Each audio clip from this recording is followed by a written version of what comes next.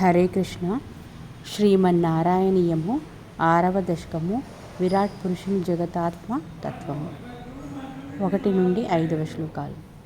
ఏవం చతుర్దశ జగన్మయతాం గతస్య పాతాళమీశ తవ పాదతలం వదంతి పాతోర్ధ్వదేశమపి దేవరసాతలం తే గుల్ఫద్వయం ఖలు మహాతలమద్భుతాత్మన్.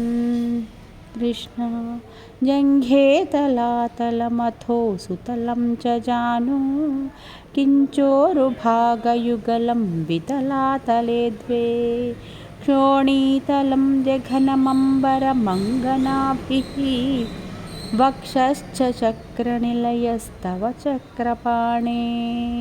కృష్ణ గ్రీవామహస్తవ ముఖం చ జనస్తపస్తు ఫాలం శిరస్తవ సమస్తమయస్య సత్యం ఏవం జగన్మయతనో జగదాశ్రితైరపి అన్యే నిబద్ధవపుషే భగవన్నమస్తే.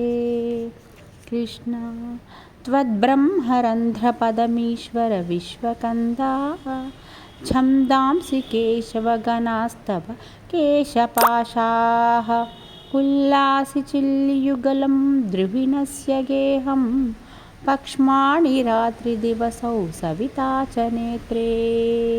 కృష్ణ నిశ్శేష విశ్వరచనా చ కటాక్షమోక్షః కర్ణౌ దిశోష్వియుగలం తవ నాసికే ద్వే లోభత్రపే చ భగవన్నధరోత్తరోష్టౌ తారాగణాశ్చరధనాః శమనశ్చ దంష్ట్రా.